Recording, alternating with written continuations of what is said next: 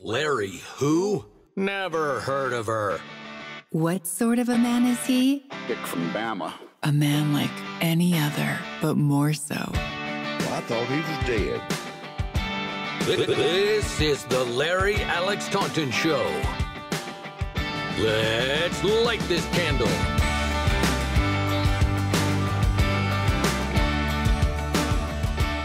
All right, welcome into the Larry Alex Taunton podcast. How are you? See, I like that because we both have double names. Yes. Yes, we do. So, okay, are you watching what's going on with Elon?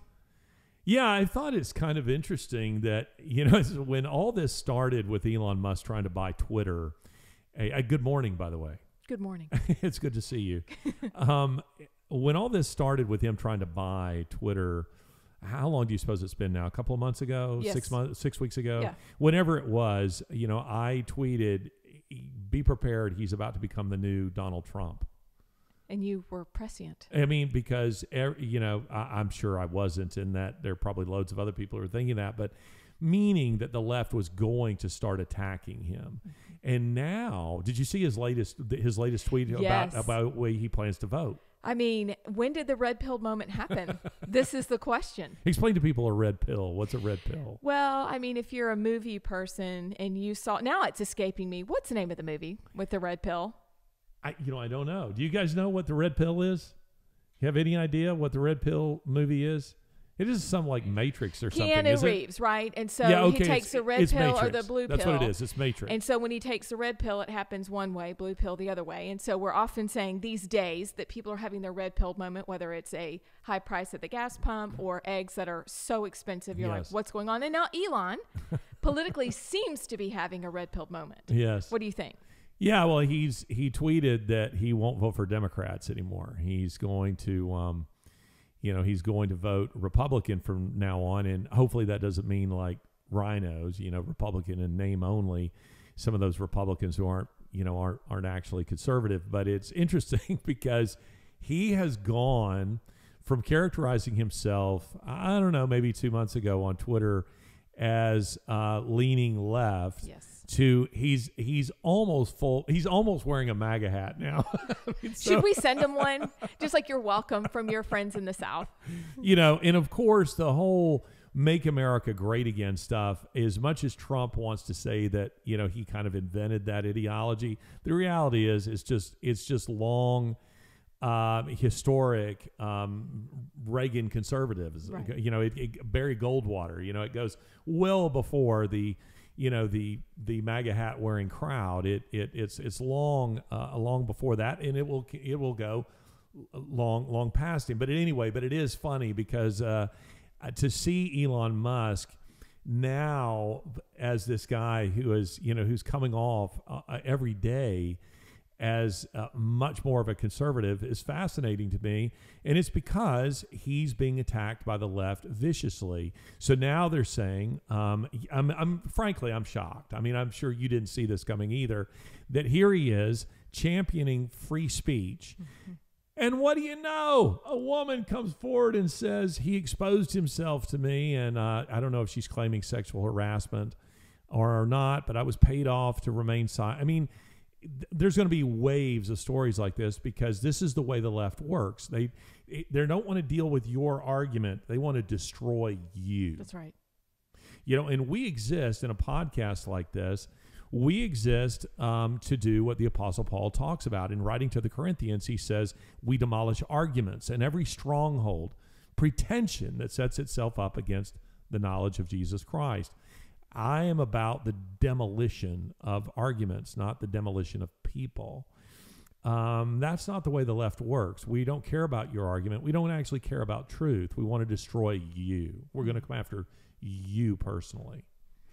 And it is interesting that they do destroy. Their path behind them is one of destruction. And I'm not sure if that will swing people who are big Elon Musk fans to make them stop and consider, hey, if this is happening to him, the richest guy on the planet right now, could this happen to me? I don't know. But I think it is interesting that they are literally trying to obliterate him. And I do wonder how often it will happen that these stories of, exposure or I don't even know what else is going to come out, but it's going to come out and it's not going to stop. But on a side note, though, I do wonder for all the Tesla drivers, how many of them might feel the need to turn their keys over, and unplug and find something else to champion. Because this also ruins what they say they believe in because he's different than they are. Explain that. That's interesting. Explain what you mean by that. Well, because I feel like when you're driving a Tesla, when you're driving something that's electric, you are suggesting that you believe in green energy and you believe in this whole new Green New Deal that's happening. So when the guy who invented this technology, who's sending people to space with SpaceX, comes out and says, I'm not one of you, because we could probably say that there are more liberals that would drive an electric car. Yeah, I'm just gotcha. Suggesting. And then he subverts their paradigm. I'm not one of you anymore. I'm different.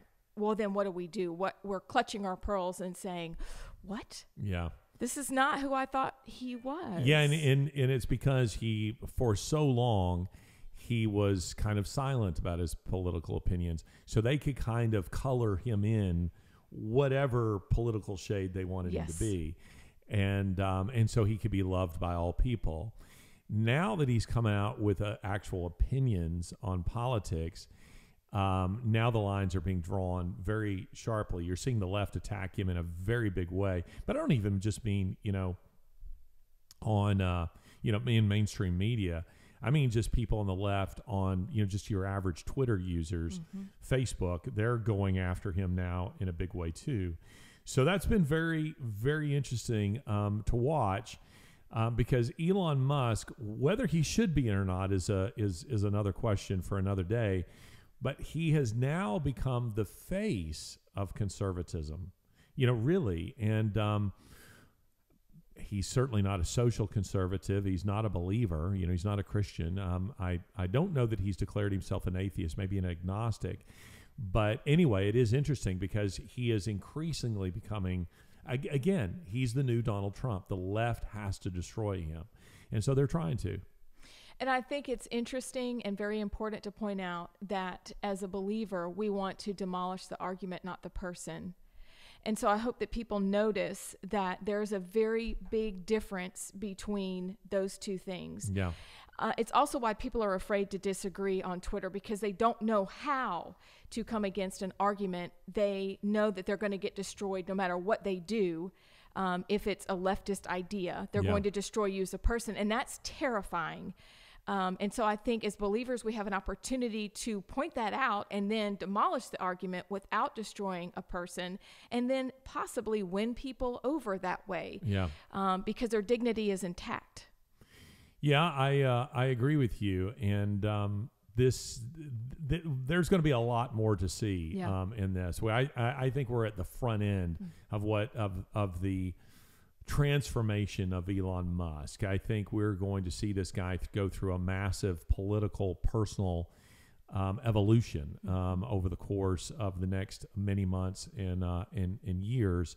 And hopefully that's a positive one. Right now, I read it positively. I see it in a very positive way. I hope people won't abandon him, as some of it probably authentic.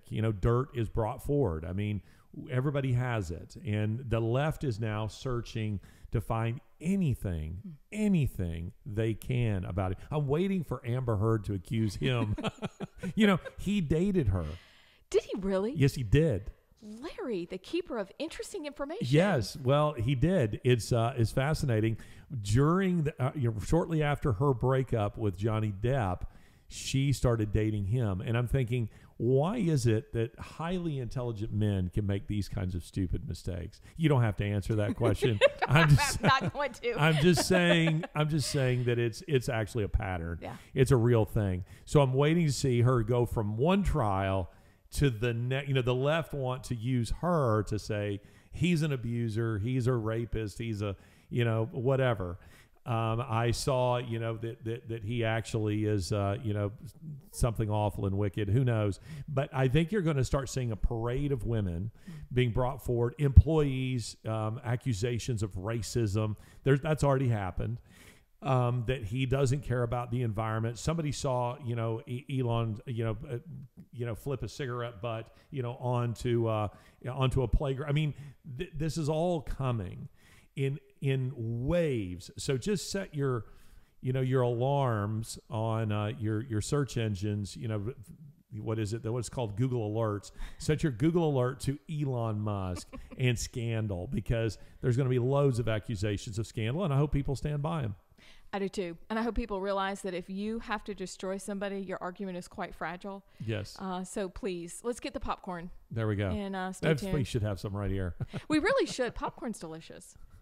Okay, so the next delightful bit of information in regards to Twitter, yes, is that Jordan Peterson suspended his account. Yeah, I was disappointed to see that. I actually didn't follow Jordan Peterson, but I like Jordan Peterson. And he did because he was attacked for some comments he made. He did. What did he say? So Sports Illustrated puts out an iconic cover every year. I've never heard of it. I mean, you have no idea, right? Yes. Allow me to explain. But he made the comment that because of their new cover model, who is obese, she's beautiful, but she's obese. He said that's not beautiful. And the outrage was instant. Immediate, and because of the commentary, he just suspended his account. Yeah, this is the full what do I want to say, disclosure. This was a Sports Illustrated swimsuit issue, which they put out every year, and it's very funny because I could think of a very funny little sitcom episode about a bunch of pubescent boys in my middle school. Excuse me, this is not a bomb going off, though it does look like it, but it actually isn't.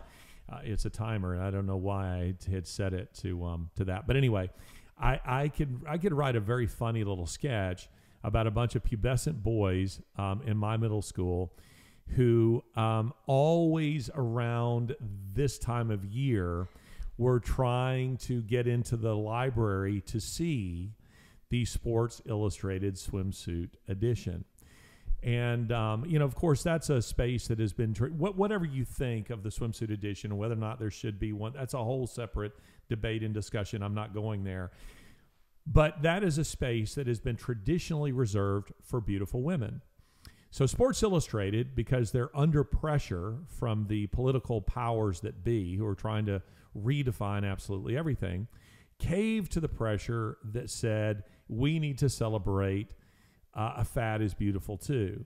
And so Jordan Peterson wasn't simply just throwing out a comment about, hey, who can believe, this chick is on the cover. That wasn't what he said.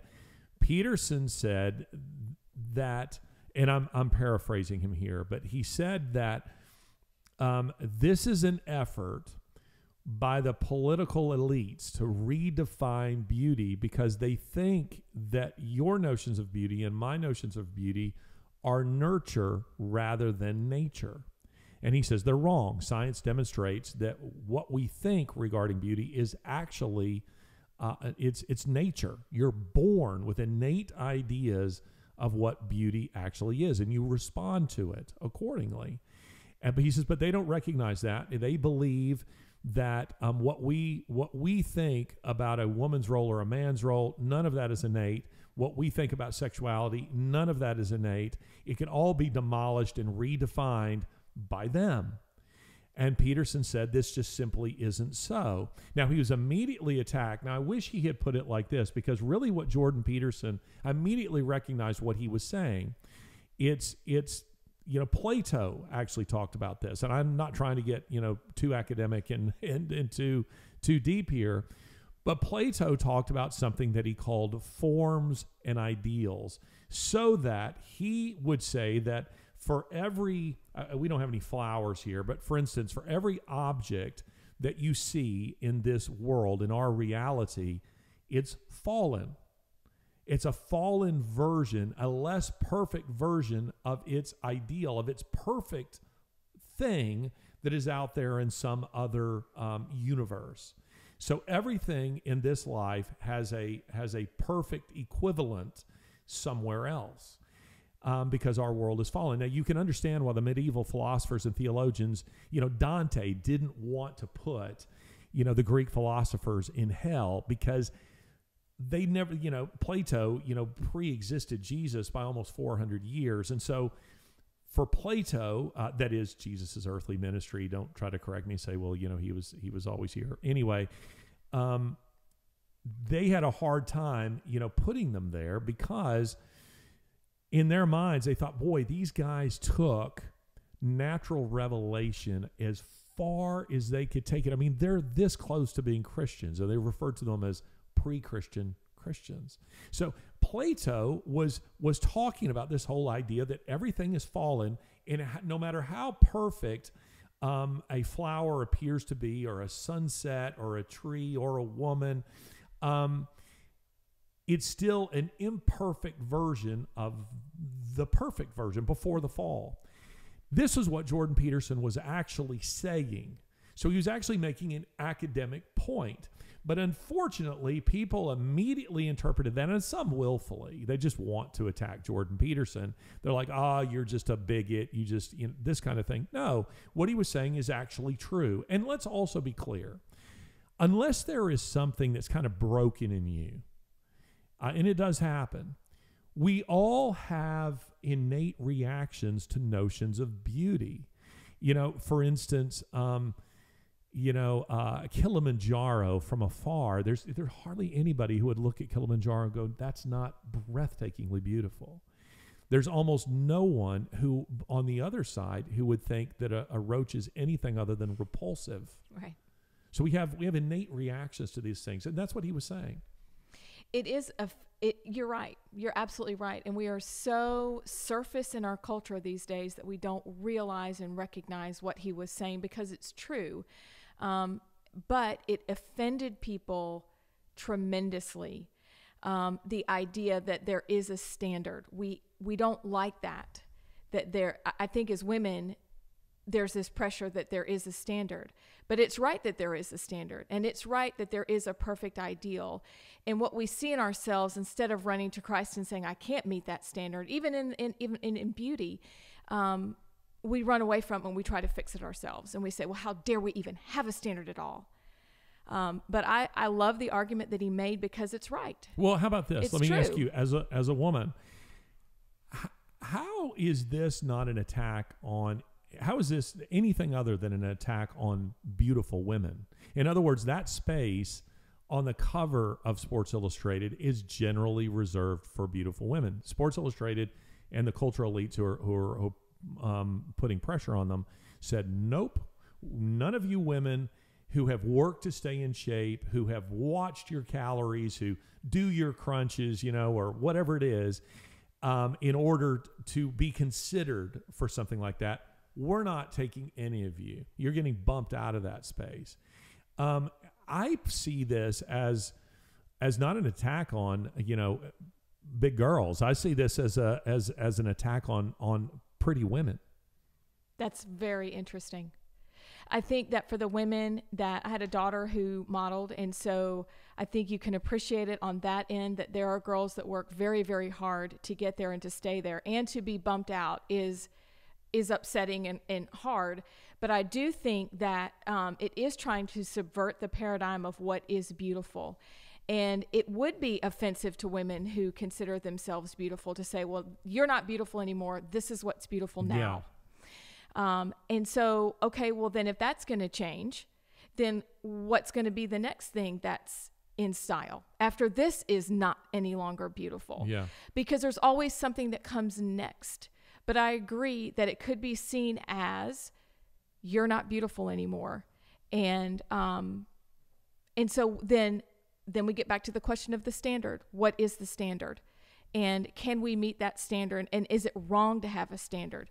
I don't believe that it is, because I think we need a standard. Well, and the standard is actually, it does exist, and it's in its uniform, and it's what Jordan Peterson was saying. Yeah. That men are not rushing to get this issue of Sports Illustrated. Yes. They think that they can tell you it's beautiful, and you will see it as beautiful because they told you to see it as beautiful. Right. But I think about our daughter Sasha.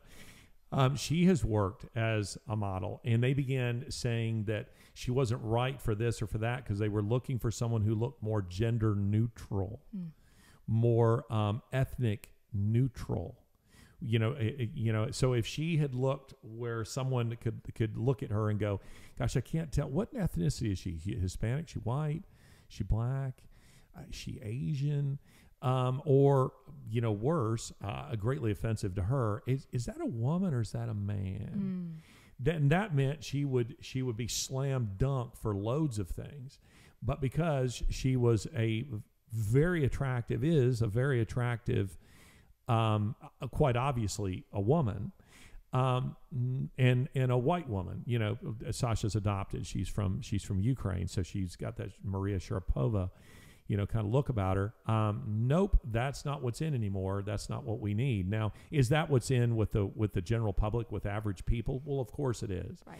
But the political pressures come along and say, we can't use you for this anymore because now we have to move, in another direction. There's something broken. There's something very warped. Yes. In that. And by the way, I'm glad you mentioned this because, see, this is intersectionality. It really is, isn't it? So intersectionality, we discussed in a very short, video that we've put out there. But intersectionality is another name for what's called cultural Marxism. Cultural Marxism. So cultural Marxism is this idea that that the way you subvert a society is that you invert everything that is held dear by that society. That's how you destroy a society. So, Marx said in the Communist Manifesto, he said that you have to destroy the family. We have to destroy the family. And it's because in his mind, the family is this evil institution, and it's Marxist language where people are referring to things like patriarchy, white supremacy, gender equality, sexual equality, reproductive rights, Me Too. All of these are versions of cultural Marxism, of intersectionality. Now, that doesn't mean that everyone who champions these things, that they're Marxists or even know what it is that they're championing. Often they don't know exactly what it is that they're promoting. And I'm sure the overwhelming majority of them don't see themselves as, people who are coming in to destroy society. They're utopians who think that they're ushering in something that's better. But these ideas are subversive, and they're meant to turn everything on its head. So you think that marriage is a good thing, we're going to tell you it's a bad thing. You think marriage is between a man and a woman, we're going to say it's between a man and a man, a woman and a woman, a throuple, a dog. We're going to say that. You think that beauty is this model, we're going to say it's that model. You think that, parenting looks like this, we're going to say it looks like that. So they're going to invert everything that you hold dear. And this swimsuit model, that's what this is. This is cultural Marxism, and that was part of Jordan Peterson's point. It wasn't really so much a commentary that, that he was trying to attack this woman. And by the way, she knows very well she's heavy. She knows what she's doing, right. And so does Sports Illustrated. So I really don't feel any real sympathy with her in that regard.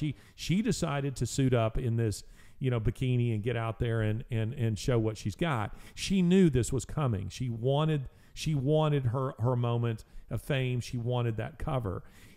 That's it was to be predicted. But Jordan Peterson's comment wasn't about being mean. He wasn't trying to be mean. He's trying to say they're manipulating you. You know what?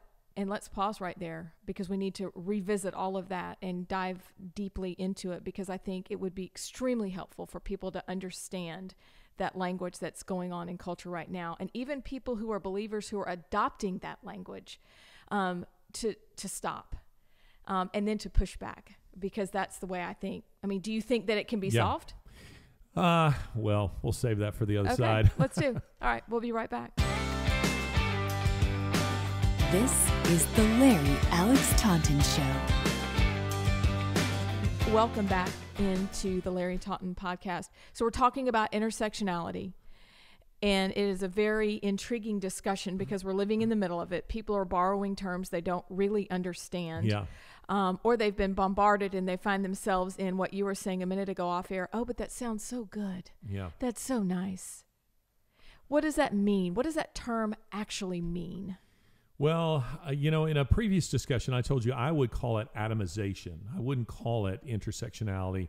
Intersectionality is a deliberately academic, innocuous, harmless sounding word that your eyes begin to glaze over. I'm not interested. This is boring. I don't want to hear, a discussion, much less a podcast, a show on intersectionality. But intersectionality, again, is just another term for cultural Marxism. And the idea is to subvert what they call hegemonies, meaning power structures. So when I say atomization, I mean a breakdown of society into smaller and smaller parts. So we keep dividing it into power structures. And within those power structures, we define who are the oppressors and who are the oppressed. So for instance, within society itself, white males are the oppressors. In that hegemony, white males are the oppressors. At the top of the pyramid are rich white males. They are oppressors. They are always oppressors. Men are oppressors, be they rich or not. They are oppressors in relationships with women. White people are always oppressors when they're in relationships within hegemonies with people of color. Americans are defined as oppressors of non-Americans, particularly third world people and people of color. And you just keep going and going and going. And this is Marxist because, again, bear in mind, Marx defined things economically. So you had the bourgeoisie, the aristocracy, sitting at the top, and then you had beneath that the proletarians, the workers. And so his phrase, workers of the world unite, it was about the oppressed, so-called, rising up against the oppressors. So what modern Marxists have done is said, let's apply that model, that hegemony, to not just economics. Let's apply it to race. Let's apply it to nationality. Let's apply it to sex. Let's apply it to marriage. So you're oppressed within your marriage because your marriage is a patriarchy. Your husband Chris, he's whether you know it or not. I'm informing you. Thank the you Marxists so much. would say, I want to liberate you. You need to rise up against him. My wife needs to rise up against me. So it's not just workers of the world unite anymore. It's oppressed peoples of color, of non-heterosexuals. This is the big push of the LGBTQ alphabet. That also is a kind of intersectionality. So there you go. Okay. Hopefully that makes sense. It does make sense. So basically, we're all oppressed. Unless you're not me, because you're not oppressed because I'm a white male, so I'm not supposed to be. You're at the top That's right. of the structure. Yes. And so what we're seeing now is this whole notion of beauty inverted, right? Yes. And so we've taken what in the past, because pretty women are oppressors of non-pretty women. Of course. I You mean, see. yes, of course. And then a larger woman who's on the cover is being used, is she not, by Sports Illustrated to subvert the paradigm. Exactly. That what was beautiful is now not beautiful. You're very wrong about what's Exactly. beautiful. And you must accept this. I mean, listen, you're a former Miss Alabama, so 1994. Former Miss Alabama. And you're still on the board, yes, of the Alabama Miss Alabama pageant. Since 1994, have the standards changed? Yes. Okay, how so? But not in the way that you'd think. Okay. So we're, let me, a little aside, largest donator of scholarships to women in the country. So we're very proud of that. However, what has changed is that we took away the swimsuit competition. Really? So, this happened probably 3 or 4 years ago, and it came from Miss America, not from the state boards. Are they connected in any way? They're all connected. Okay, So we are subsidiaries essentially of the Miss America organization. Gotcha. And so they came on and said, okay, we're going to change. We're going to go Miss America 2.0, and we're going to remove the swimsuit competition because some girls may not participate if we have the swimsuit competition. For me, that was a positive because it was the first time in my life as a college student that I thought, oh, I'm going to work out. I only have to be on stage for 30 seconds, but I'd like to be healthy. Yeah. My dad was excited that I took my health seriously. So when the news came out that we were not going to do that anymore to be more inclusive, there were a good number of people that were like, what is that? That's one of the things we're known for is talent in swimsuit. Gotcha. And this idea, though, that beauty has changed, that is one of the ways that has changed. Now, intellectually, doctors, lawyers, accountants, you name it, women are really getting after it as far as school is concerned. But that is the area and the strongest way that beauty changed was no more swimsuit. We're going to divorce ourselves of that, of what we were, for this new notion that we want to be inclusive. Is there a pressure to include transgenders or to include someone like is on the cover of Sports Illustrated? Is there a pressure for that now? That's there. I think that it would be. I wouldn't say as much in Alabama because they're just, I don't know if we're old school. I really don't know why, but I've looked for it to change and it really hasn't. Not yet. Not yet. I'm sure that it will. But you think it's happening in other... It definitely is happening. Okay, yes. So let's say in New York or California, there's those a push would for be that. the places where so you the would Leah see Illinois. Thompsons, the guy, and let's be clear, it's a dude. It's a dude. It's a dude. It's a dude. Who was not really a very good NCAA male swimmer, but he says, you know what? I can kick ass on the female side. Yeah, why not? And he did. He did. And he did. So we must only be a hop, skip, and a jump away from there being a dude who says, I want to be Miss Alabama. I want to be Miss America. No, we're not far away from that. Yeah, so at all. We've got to be, and you're seeing this already in Europe in a big way. But again, these are examples of intersectionality. This is intersectionality because I want to invade your space and pervert it. And I think of Alexander Solzhenitsyn, who I love. Alexander Solzhenitsyn, the Nobel Prize winner, the Russian novelist, Nobel Prize winner for literature in sometime in the 1970s, I think in 1970. But Solzhenitsyn was a believer, not a believer the way Americans are used to believers. I mean, this guy came off like an Old Testament prophet. He even had the beard for it. I mean, Solzhenitsyn came off as like an old crank, who was condemning and railing against everything.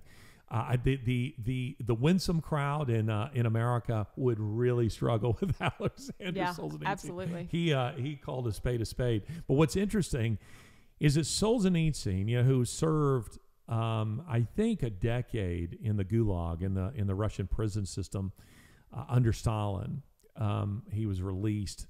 I think once Gorbachev, came along. Excuse me, not Gorbachev, Khrushchev came along, and there was this kind of general thawing. But Solzhenitsyn said the communist program is to destroy your social order. Another way of putting that is the Marxist agenda is to destroy your social order. So we want to invade your space and pervert it. And Satan, I think this is a book I would encourage people who are listening to read. It's a little bitty book. It's by Richard Wurmbrand. Richard Wurmbrand was a Romanian. He was a Lutheran. He was a pastor. And he was arrested and spent, I don't know how many years in all, but I know he was in for 8 years, was released, and then like 2 weeks later they arrested him again. And I don't know in all how long he was in prison. But Richard Wurmbrand, he lived through the Nazi occupation of his country and then the communist, the Soviet, the Russian occupation of his country. And he was imprisoned. And he wrote he's most famous for his book that's called Tortured for Christ, which is now being made into a movie. And I'll be very interested to see it. But he also wrote a book called Marx and Satan. You can download the PDF for free, off of line somewhere. And Richard Warren Brand won't mind because he's now dead. But in that book, it's a profound book about the satanic elements of Marxism. And they are satanic. So much of what we're seeing in the culture is satanic. It not just merely we want to have rape, which to me is bad enough. We want to have abortion just in rare instances of rape and incest. No, they want to celebrate. They want to glory in abortion. They love abortion. They love killing kids. They do. I mean, it's a sacrament at their satanic altar where they worship. And Richard Warren Brand would say it is utterly satanic. Yes. And he tells stories of his, he refuses to go into much detail because he says it's far too painful for me to revisit it, and I'm sleepless for days on end afterwards. But he just tells a few stories of, hinting at Christian women being raped by the communist guards because they knew that was the worst thing they could do to them. That would be the greatest affront to them. And he talks about being, strung up and beaten and beaten and beaten. And the men who are beating them, him saying to them, "Have you no mercy?" And he says, and they would cackle and beat him more. And that they enjoyed doing the things that they did. And he says, and one of the things that they did to pervert the gospel is knowing we were in prison because we were Christians. As he said, they made a man they knew to be a priest to serve communion to all of the prisoners of urine and excrement. And they, under threat of death and beatings, they made every Christian eat it and drink it. And Warren Brand's point is, again, this is what Satan does. He's not an original thinker. He doesn't create something new. He only perverts God's creation. That's what he does. He defaces it.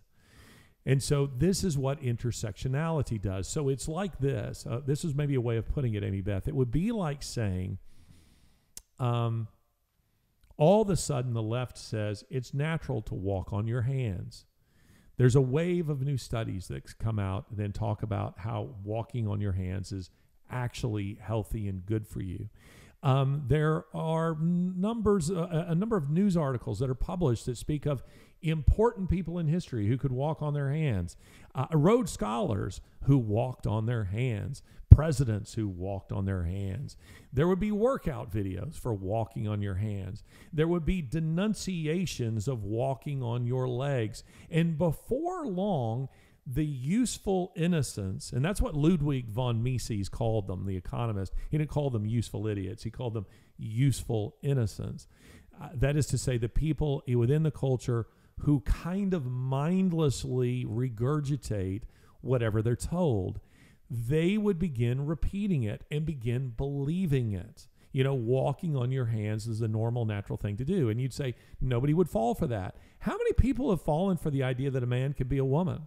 I would have said to you 10 years ago that it would be impossible to convince, a whole society that this made any sense at all. And we're not there yet. Whole society doesn't think that, but there are elements within our society who really do think that. So this is how insane that it becomes. So it's an inversion of God's creation. And it's an inversion of the natural and normal purposes that are to be celebrated of men and women. When do you think that you first noticed that this was happening in culture? 30 years ago. Yeah. A very long time ago. Yeah. And when I was at graduate school and I'm studying Marxist ideas, when I'm studying Russian history, European history, which brings you into contact with Marxism in a huge way. American history doesn't. Other than, let's say, the Cold War, which takes you into a discussion of Russia or Vietnam or Korea or something like that are Marxist. But American history, by and large, we've been quite insular, from this. We've been very well insulated from it. But I've spent so much time studying that that you begin to recognize it when you see it, when certain things begin to pop up. And of course, I was noticing this in education. I'd probably say I mean, listen, I'm just throwing a number out there, but probably a full third of my professors in graduate school were probably Marxists. I would say easily a third of the stuff that I was assigned to read was Marxist in one form or another. Now, sometimes it could be assigned critically, like you need to read this because this stuff is messed up and you need to know what these people are thinking. But in other words, those ideas are not dead. They're still very much there. And we're seeing it in a very big way. How long do you think it's been in the church? In liberation theology, which has been around for a long time, it's hard to assign absolute beginnings. Where did it really begin? Where did World War I really begin? Well, with the assassination of the Archduke Ferdinand. Well, no, it really kind of has deeper roots. It goes back to the Franco-Prussian War of 1870, but really it goes back to the Napoleon. So you can just keep going. So finding an absolute beginning, I'm not sure about. But I would say that it has picked up steam and become more mainstream in just the last 20 years and the last 10 in particular. So that, for instance, a biblical example, let's use a biblical example of intersectionality so that we can show what that looks like. Intersectionality is, think of it as a lens. Again, it's just another term, an academic sounding, boring term for cultural Marxism. And cultural Marxism is a lens through which you are meant to see the world. Just as we believe as Christians that the Bible should be your lens through which you see and filter the world, they want to replace it with a cultural Marxist lens where everything is interpreted through that lens in a very cynical way, by the way, I might add. And it leads to slavery. It doesn't lead to freedom, whereas Scripture, the Bible itself does. And so what we're about is trying to give people a Christian worldview, help them understand how it applies to every aspect of their life in the way they should be interpreting the music they're listening to or the movies they watch or the schools where they send their kids or the way they do business. It's the antidote to cultural Marxism. But let's lay that lens, Amy Beth, let's lay the lens. I've brought a Bible for this purpose. Let's lay the lens of cultural Marxism down over a particular story. And that story is the story of David and Bathsheba. Now, I also have a couple of chess pieces here because I want to sort of illustrate the problem. I was set about to write an article on Me Too. All right. I actually sat down to write this article about a year ago. I did write it. And as the way some of these things tend to go, I was waiting for the moment to drop it. But the election was dominating the headlines. COVID was dominating the headlines. And you had this January 6th crap, that was out there. So it didn't ever seem like the quiet moment, and soon I forgot about it. So I had this article that was sitting out there. Then came Amber Heard and Johnny Depp. And I thought, here is my moment. I'm going to drop this article now. And so I'm thinking, here's Me Too. I have to move this piece into place in order to attack what I believe is wrong with Me Too, because I think it's cultural Marxism. But I realized that this piece was would immediately be attacked because we have what is becoming fashionable. I don't think most people listening to this podcast will know this, but their pastors will know this. And I will predict that in a decade, it will become the interpretation of the story of David and Bathsheba. And that is to read the story as a rape story, that David raped Bathsheba. So I was aware that, if I'm going to say that the story of David and Bathsheba is the answer to Me Too, it's the biblical answer to Me Too, that I was going to have to deal with this issue of this rape story. So that means I had to protect this square. Before I can put this piece here, I have to deal with this, with this rape issue. And so I write the article. This is so funny. I write the article, and I'm envisioning my, dealing with this as just as a footnote. Yes, I'm aware that that there is this, currently fashionable trend of interpreting David as a rapist.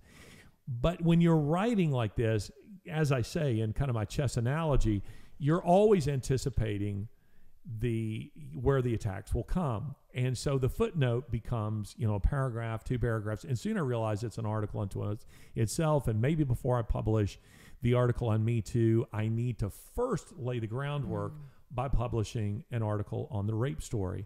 And that brings us to the rape story. Now, I have my Bible here, and I have it marked with some kind of notes.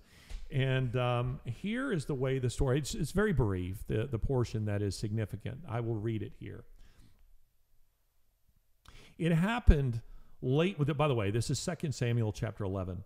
It happened late one afternoon when David arose from his couch and was walking on the roof of the king's house that he saw from the roof a woman bathing, and the woman was very beautiful. And David sent and inquired about the woman.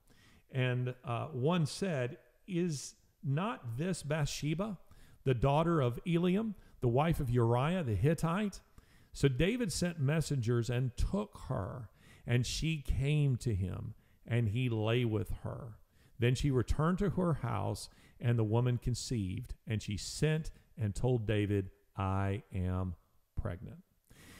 Now, that story, is there anything that in a straightforward reading of that text that you come away and say Bathsheba was raped? Not at all.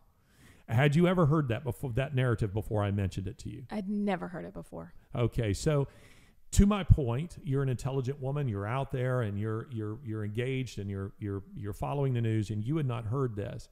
But I bet you if you were to ask the pastor of your church if he's heard this, he would say, "Oh yes, yeah, I've heard this."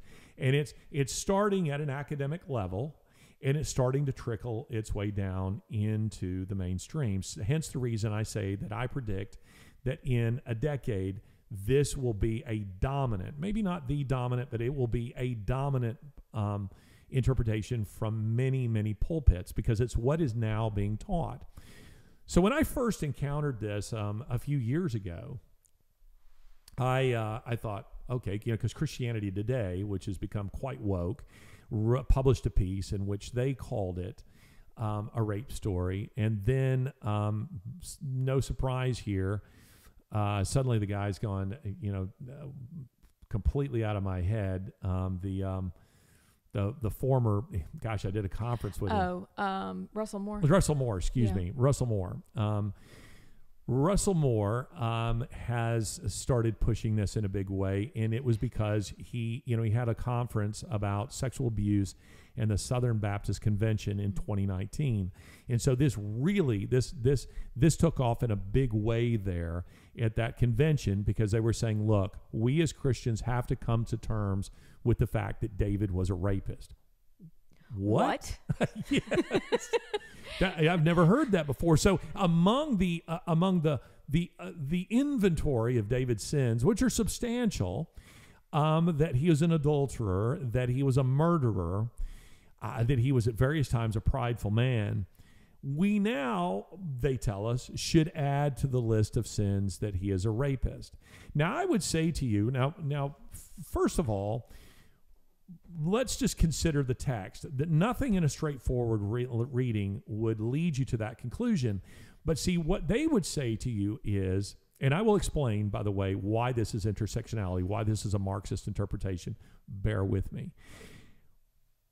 But I would respond to that by saying, first of all, nothing in a straightforward reading leads us to that conclusion. That's the first thing.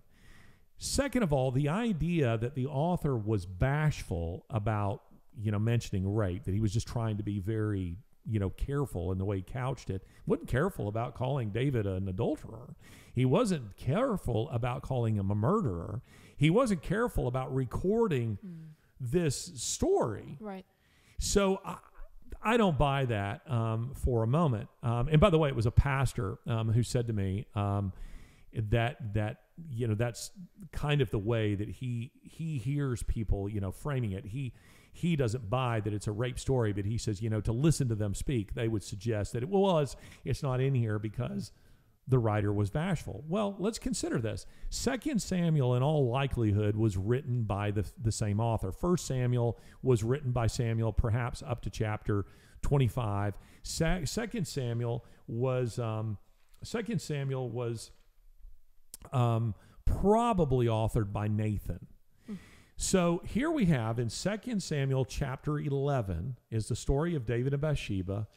And all we need to do is to turn the page and we come to 2 Samuel 13. And it's the story of Amnon and Tamar. Yes. Now that is a rape story. So for those who want to say that the author was bashful about it, he sure wasn't bashful about it 2 chapters later. 2 chapters later, he discusses in detail how Amnon raped Tamar. Yes. And it is a rape story. So it isn't a case where the Bible is misogynistic and just thought, rape's no big deal. Actually, the Bible says that a rapist should be put to death. Right. So the Bible actually speaks on rape more strongly than we do. It calls for the death penalty to the rapist. And the Bible is very familiar as to what rape is. It addresses rape. It calls it out. So what is the likelihood that an author who authored 2 stories of sexual encounters, that he calls one rape and he's too shy to mention it in the other one? I mean, do you buy that? I don't buy it. And right there, let's press pause. We'll take a break and we'll be right back. This is the Larry Alex Taunton Show. Welcome back. Okay, so we're in the book of Samuel. Yes. We're talking about David and Bathsheba, but we're also talking about this notion that David was a rapist. But then 2 chapters later, we talk about the story of Tamar, and they do address rape. Could we pause? Because I have a question for the people who are saying that this is rape. Yes. There's a word in the story of Bathsheba and David that said she went to him. Yes. And so how can we work around that word, that volitional word, that she went to him and suddenly, this is a rape story? Well, they would point to, so David sent messengers and took her. They would put the emphasis there versus and she came to him. But there's nothing to suggest that it was physically overpowering. And what I think is very interesting, to demonstrate that this is a new interpretation, not a historic interpretation, I checked 20 commentaries that are pre-2000. Okay, I think the most recent of which was probably like 1984. Most of the ones that I was looking at are classic commentaries from centuries past. Like Matthew Henry and John Gill and Spurgeon's notes and this kind of thing. Not a single one of them addressed the issue of rape. Meaning that wasn't on the table. That just wasn't an issue that they were addressing. Now, what was debated among them when it came to Bathsheba was the degree of her guilt on the rooftop. Was this some kind of effort to entice, or was the invader really David in viewing something that was meant to be private? And most of them, by the way, again, if there's an effort to say the biblical commentators were misogynistic and that they were just, going to be all these male chauvinists who were just trying to put all the blame on Bathsheba, they don't. They treat Bathsheba quite respectfully, and they're not real clear on her guilt in that instance. But they are unified that she committed adultery too. Now, again, I wasn't cherry picking these Bible commentaries. I just went to every old one I could find. I went through my own library where I've got, I probably got about 6 or 8. And then I went through, online. So many of them are available. And I just kept, so long as it was pre-2000, I was looking at it. None of them took the view that she had been raped. None of them even address it. So it's not a narrative that they feel like they really have to dive into. So it's not a historic interpretation, unless someone say to me, hey, there's the thus and such commentary, written in 1700 that does say this. I'm not saying that there isn't a commentary out there that says it. Is there a church father who says it? Maybe. What I am telling you is, if there is, they are most definitely overwhelmingly in a minority. So this is not a historic interpretation. Where it seems to have gotten steam is that John Piper on desiringgod.org, he replies to questions that he received from somebody. Somebody asked, was she raped, or was this willing on her part? And he takes the view that she was probably raped. Now, Piper is not woke. Piper said a lot of things that I disagree with, and I disagree with this. But this isn't because he was woke. It's because he was arguing that the story, when Nathan confronts him, that the story he tells, the analogy he used of the little innocent ewe, would suggest that Bathsheba herself was innocent. But again, I would say that Piper puts himself, he's fighting up a hill battle there, maybe not in modern times, but he set himself against the church fathers, because none of them that I am aware of take that particular view. Furthermore, again, because we have in the text a story of rape, 2 chapters later, that's unambiguous on the question of rape. So it seems odd to me that he was trying to protect David so he wasn't protecting him from adultery. He wasn't protecting him from murder. So that strikes me as odd. Here's the interesting part, why this matters to our discussion about intersectionality and cultural Marxism. First of all, I want to be clear that whether David was guilty of rape or not, it changes nothing in the biblical narrative. He was still a man after God's own heart. He was still a man that the Lord held up as a model for Israel, for all of us. Now, this is important that we bear this in mind. And I must tell you that David has been under attack for quite a while, but from legalists. There are legalists within the church, and it's my wife who pointed this out. I think she's dead on with this. Legalists hate the story of David. And they hate the story of David because they prefer the story about people that they think did it all right. Yes, agreed. The good guy who did everything the right way. And it just gets under their skin that God loved, it seems, and not just seems that he loved him, but that he called David a man after his own heart, that he's held up as a model for all of us to follow. And legalists hate that. They hate it because they don't feel like David did it the right way, and they feel they're better than David. So that I've had friends who are Christians, say to me, bizarre things about how David isn't somebody that we should really admire.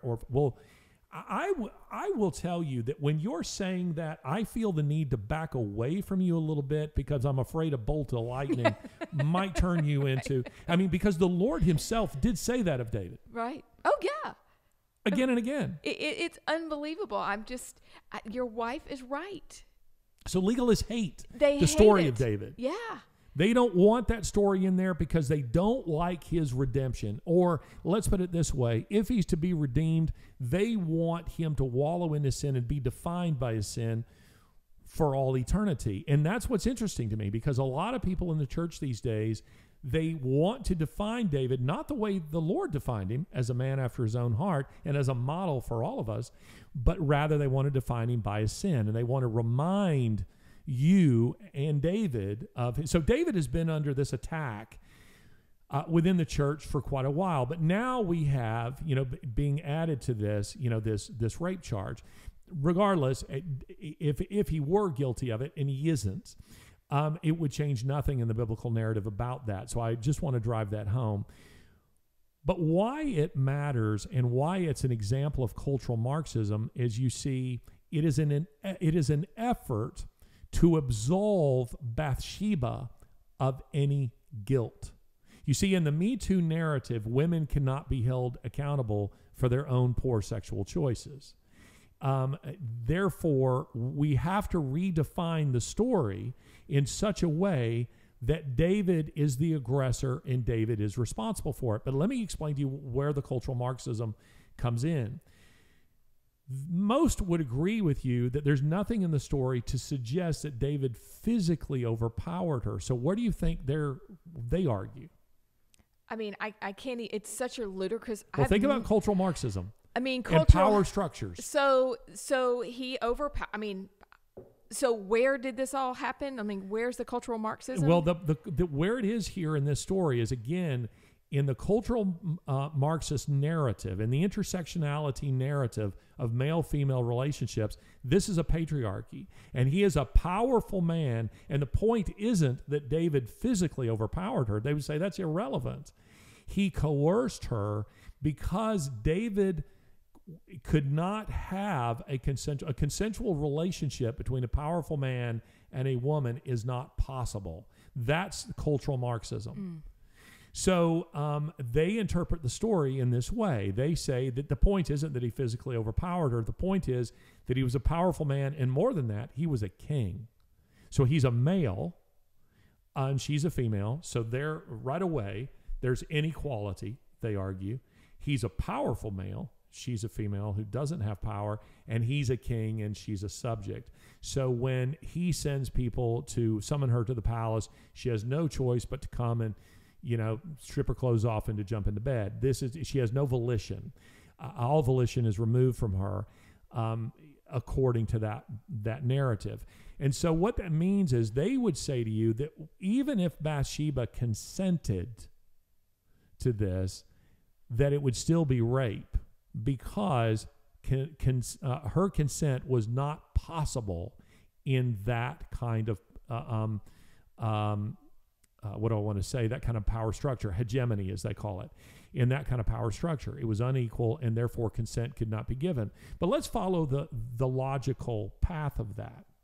That means that David, once he became king, every relationship that he had with a woman, whether it was one of his concubines or one of his wives, and I think, what did David have? I think 7 wives. I think that's right. Several. A bunch. And he felt from the rooftop he needed one more. Yes. Just one more. But of course. Just one more. But he, the way that narrative goes is that a consensual relationship was not possible. So if we follow the logic of that all the way out, then we have to say the same thing was true of, I guess we could say that his relationship with Michal might have been consensual because she was the daughter of a king and he wasn't king when he married her. So, isn't that right? He wasn't king when he married her. So there might have been some equality of power in that. Otherwise, we would have to say that David also raped Abigail, who he married. But they would interpret it, as, Abigail, how could she refuse his marriage proposal? Therefore, we have to define that as rape. We would have to define Solomon's relationships with his many concubines as in wives, as all of them are instances of rape. Solomon might have been capable of a consensual relationship with the Queen of Sheba, who came to see him, because she had power and their equal stations. So you see, all guilt is removed, but guilt is removed from Bathsheba not through confession of sin. It's removed from her. They would remove it from her because they would say she wasn't guilty of any sin in the first place because she was raped. And why was she raped? Because there was a power structure. There was inequality here. And so that is all intersectionality. That is all cultural Marxism, and it's extremely dangerous. Well, it's exhausting to think, Yes. right? I mean, everywhere you look, someone's out to get you. Yeah, exactly. Essentially. I'm a victim forever. So this is terrible. Yes. But it is. I'm listening to the story and I'm looking at it through the lens now, and it is completely exhausting because you are looking for the worst in people. Yep. And that to me is unbelievably divisive and destructive, which the Bible tells us the enemy of our soul is here to divide, devour, and destroy. And that's the structure that they're asking us and trying to force on us. Yes. And that's what bothers me so desperately about it, having infected the church and the vernacular of the church, is it's normal to hear about the patriarchy. It's normal, and it will become more normal that this is a rape story and not a volitional story, even though he was the king. As a woman, even as a child, I told you off air, I knew that she did not have to go. So the idea that we're victims bothers me. And the idea that you're looking for the worst in people is terrible, because that's not the way we're to view. The Bible tells us to look upon others as better than ourselves, but not in the sense that we're a victim. So taking away responsibility and accountability for women or anybody who's different is very interesting, because then who gets to be the power structure? Yeah, there are a couple things that are very important here. First of all, as you just pointed out, look at what it does to your reading of the Bible. Because what intersectionality does is it's a little bit like a pastor who whips out the Greek and Hebrew too much. You thought that it said thou shalt not kill, but then he says, but the Hebrew. And you're like, oh, wow, he just performed some kind of linguistic trick here. And what I thought it said isn't what it said at all. There are some pastors who do that, and they do it way too much. And it sort of comes with one of those warnings that goes across the bottom of the screen that says, do not try this at home. So it's his way of asserting that what you thought you knew isn't what you knew at all. So, I mean, there are times when it's legitimate, to look at the Greek and the Hebrew. Don't misunderstand me. But sometimes, our translations these days are often hyper accurate. And there's very little need to do that. But another thing that it does for you, it does to people, is it undermines their confidence in Scripture. Because a person reads this, they don't come to and shouldn't come to the conclusion that this is a rape story. And then they're told, oh, yes, it is. And all this is read into the text where it isn't. And what I appreciated about a lot of these old commentators, because I was reading them on you know how it is. You start on something and you start down a rabbit hole. Right. And so when I go down the rabbit hole of the intersectionality rabbit hole that would make this a rape narrative, I end up in a house of mirrors where nothing is what it seems, and where a straightforward reading of the Bible will get you nowhere. What you thought it said is not what it says. When I went down the rabbit hole of the old biblical commentators, I encountered all of these august, old, revered men whose treatment of this passage was so judicious that they were careful not to go beyond what the text said. So, for instance, when they dealt with the issue of her bathing on the rooftop, with the exception, I think, one commentary, which did not hold back in saying basically she was a slut, on a rooftop. With that exception, the others were very careful. They would say, is Scripture signaling us here that she was doing something that she shouldn't have been doing? Probably not. Most of them seem to take the view, listen, we don't want to push beyond what the text said here, but what we do know about Bathsheba's character, they would say, is that she proved to be a very faithful wife and revered wife to David. She probably was a little overwhelmed by his fame and by flattered by the invitation of this man that she went to the palace. But they didn't portray her, in terms that made her look like Jezebel or that made her look like Delilah. Interesting. They dealt with her very respectfully, and to a man, they put the greater guilt on David in this story. I want to be very clear, because David initiates the sin. Bathsheba isn't initiating it, unless you buy into the idea that she was, doing a striptease on the rooftop, and I don't. So, David initiated the sin. So was he looking for it quite literally to begin with? No, he sees her, and then his eyes linger, and then he begins playing mind games, and he starts thinking about what he could do, and then, away it goes. And I love what one Bible commentator, the way he put it, and unfortunately, I can't remember who it was who said this. It may have been in Kyle Dalich, but I'm not sure. He said, this story is recorded in the Bible to show us, the legalists, by the way, would hate this. This story is recorded in the Bible to show us what the very best of men are capable of when they give themselves over to sin. So the legalist wants to say to himself, well, I would never do that. And the Bible is saying to you, we consider David to be the very best you've ever produced on earth, apart from the virgin birth and, the God becoming man. He's the best of your species, and look what he did. Look what he was capable of doing when he gave himself over to his carnal nature. That's what the story is recorded there to show us, not to show us what bad men do, is to show us what good men will do. And we all know this about ourselves if we're honest and we're not legalistic and prideful and self-righteous. And that's a self-righteous reading. Those people who want to say that, that want to reinterpret David.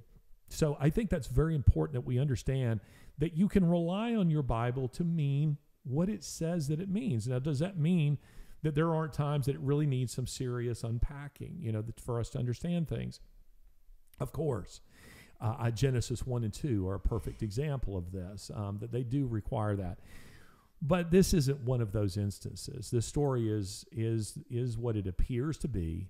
David sees her. He invites her to the palace. She comes. And by the way, why is it always assumed? See, we read back into the text, because we know the story. So we read back into the text things that actually aren't in the text. Why should we assume that his invitation to the palace, that she was to interpret this as an invitation to his bed? How is she to know? It's highly unlikely that David told the palace guard, go get that Bathsheba chick because I plan to bed her. Go get her and bring her over. I guarantee you, because he was hiding his sin, I am sure that he cloaked it under something else. I want to commend Uriah's wife. Right. I want to put a pin of metal on her, for being such a model. Who knows what he said, but that the palace guard went over there. Those who are interpreting it as a rape story, they say this was intimidation. This was, soldiers who were coming to seize her or put her to death. The text doesn't say that. In all likelihood, they went over and said, the king would like to see you. What for? I have no idea. But he's asked you to come. Okay, let me do my hair and I'll grab my purse. You know what I mean? Right. So. Right. Well, and I think there's two things here that strike me. Is number one, that when he was confronted with his sin, you said this off air that I love. There's redemption. I see so many good things off air. You do, I mean, we just walk around and we should just do that with our phone. So there's redemption, but there's redemption for both of them, and I think that's important. After the godly sorrow, when he was confronted by Nathan the prophet and immediately sensed what he had done was wrong, and when he unpacked the allegory, but the redemption. Because if you're dealing with cultural Marxism, there is no redemption. No, there isn't. That's a great point. The problem with the cultural Marxist model is, and the problem with social justice, and I want to really emphasize this, social justice is not Christian in any way, shape, or form. And by that, I don't mean that we aren't in favor of what we might call being just in social, environments or circumstances. I'm talking about the buzz term. Social justice is Marxist. It is a Marxist term for the hijacking of guilt for the transference of power. I hijack your guilt, or let's reverse it. You're a woman. You make me feel guilty because I'm a man. I'm a patriarch, I've oppressed you, and because I have some kind of vaguely sentimental Christian ideas of equality, I begin to think, gosh, you're right, Amy Beth, what can I do? Well, you can give me the keys to the car, whatever. Right. It's for the transference of power. It's for the transference of political power, for cultural power. It's the handing over of reparations for, a slavery that was more than 150 years ago that you had nothing to do with, I have nothing to do with. I don't even know that my own ancestors had slaves. I doubt it. I think they were probably quite poor sharecroppers. But regardless, whatever they did, I don't feel guilty for it because I didn't have a thing to do with it, you see. So that's what cultural Marxism is about. And so when that ideology, when social justice or Me Too or intersectionality, these are all expressions of intersectionality, enter into the church, it isn't about redemption. It's about retribution. And there's a big difference. Let me emphasize that. It is about people, social justice warriors don't see themselves as messengers of God's grace, of his redemption, of his hope, of eternal life. They see themselves as agents of retribution. That's what it's all about. And that's not what the church is about. The church is a place to come to when you're broken, which we all are, to find God's grace, to find healing, to find hope. You go into a church that's infiltrated with that crap, and you're going to find yourself, loaded down with more burdens that you can't possibly bear. And so we're going to end on that note. I hate that we are at the end of a very intriguing discussion, but thank you. This has been the Larry Taunton Podcast. Thank you for being with us today. We will see you next time. Turn out the lights, the party's over. They say that all. Ladies and gentlemen, we are grateful for the standing ovation, but there will be no encore for today's performance. Please exit the building in an orderly fashion. Thank you. Honey, can we leave now?